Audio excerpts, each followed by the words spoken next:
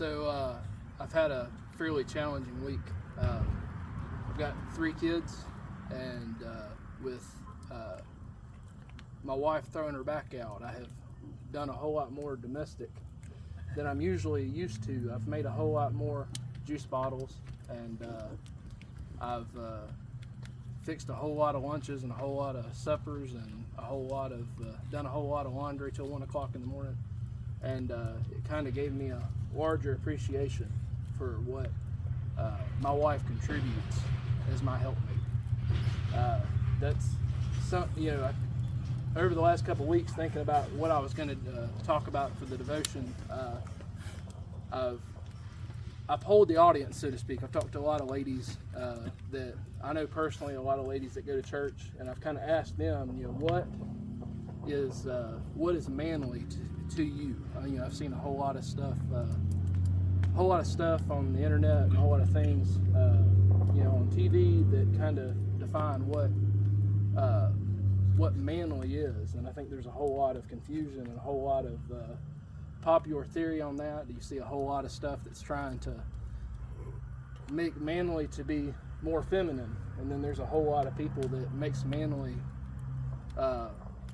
almost unimaginable, to the point that they don't need a woman either. Yeah. And you've got 2 completely separate versions of that, and I think it's hard to run down the line. I got to reading through Proverbs 31,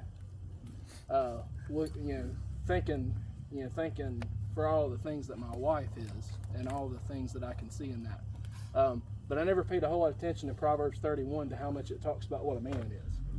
There's several things in there that I didn't realize till I got to reading on it.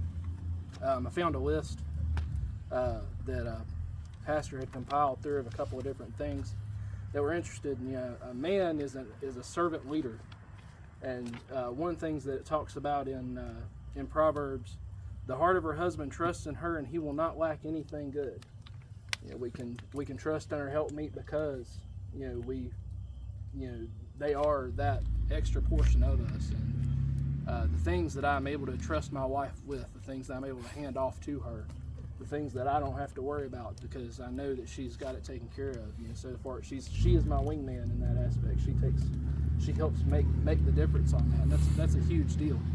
The beauty to that is I'm not necessarily just the leader in that. I am a servant to make sure that she is supported in that, because if I can trust her with that and aid her and give her the tools, there's a lot of things in that I have been able to retrieve back out of that relationship. An excellent man is encouraging. Proverbs talks about her children rise up and call her blessed, her husband also, and he praises her. Many women have done excellently, but you surpass them all. And I have spent a whole lot of time this week, realizing the places where I don't praise my wife where I should, places where I, don't encourage her.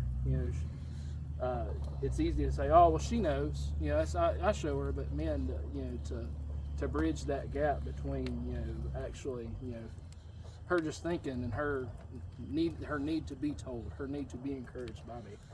And at the same time, it's something that we can aid not just with our wives, but that's something that encouragement can go out into the world, not just to our wives and to our families.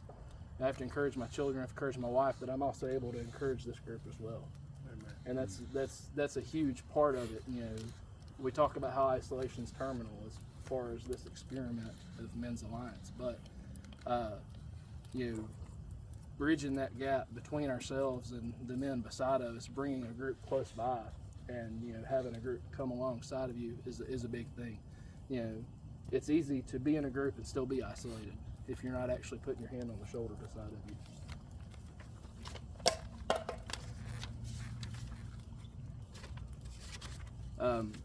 Excellent man is disciplined. That's a very complex statement. I've read through a lot of different ways to look at that.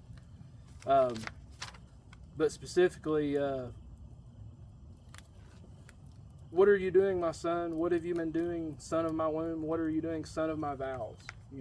We take vows throughout our lives, not just in a marriage, but we take oaths every evening whenever we close this fire, whenever we read our creed, that's a vow, that's an oath amongst ourselves, and staying straight to those vows and making sure that you are disciplined in your everyday life, so that you're not giving in to your urges, you're not giving in to your vices, you're not giving in to your anger, you're not giving in to your frustration. These are all things that'll trip you up and stumble you.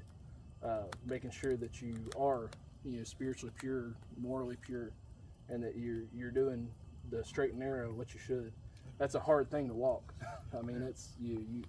I don't think there's a one of us that walks a day and doesn't stumble in some way on that portion.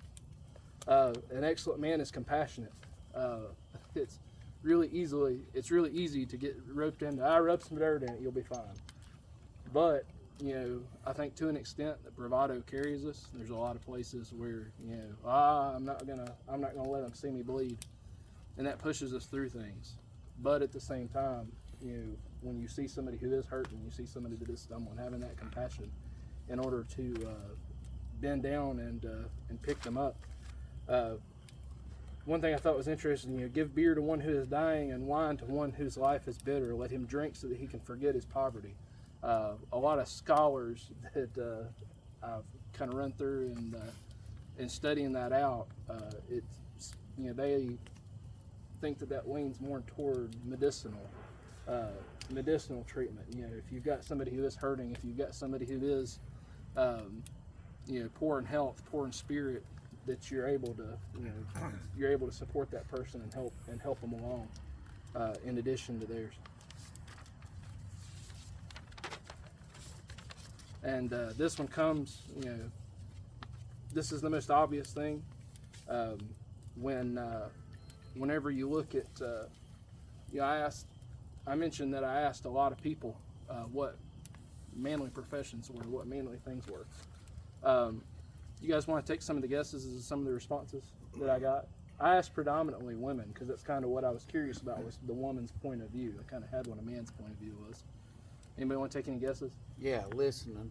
I guarantee you don't listen enough as a man. That is a famous words right there.